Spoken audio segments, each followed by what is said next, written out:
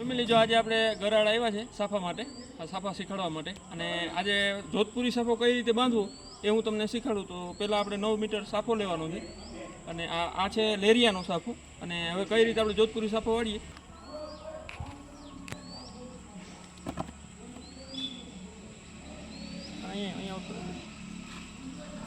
તો સૌ પ્રથમ પહેલાં છે ને આ એક છેડો બહાર કાઢી લેવાનો અને પછી અહીંથી આવી રીતે આટી આવી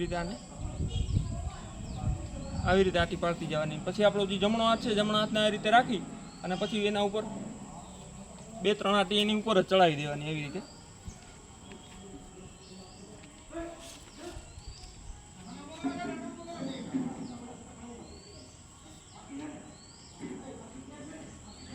અને પછી જો આ નેણ ઉપર આવે ને એટલે આપણે ત્યાંથી થોડું ઊંચું લઈ લેવાનું.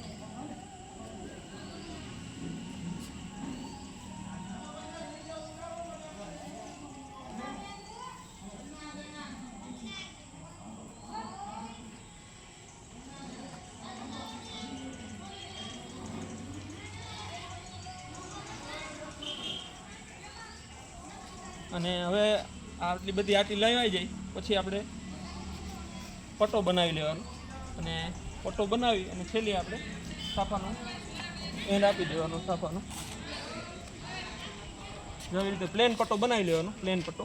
અને પછી સાફો કમ્પ્લીટ આપણો વળી જાય. પ્લેન પટ્ટો થઈ ગયો.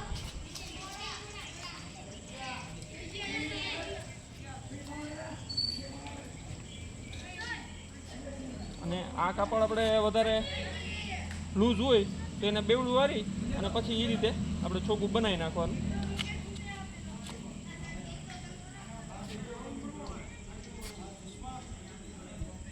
આવી રીતે આ લૂઝ છે એટલે આપણે કાપડને બેવડું વાળી દીધું અને હવે આ ચોખ્ખું કમ્પ્લીટ થઈ ગયું.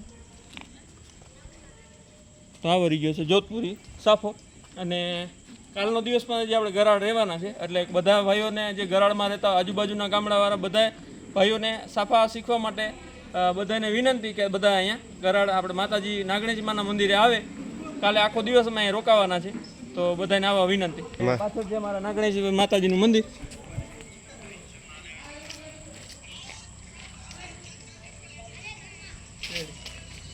અહીંયા ફોટો પાડીએ એટલે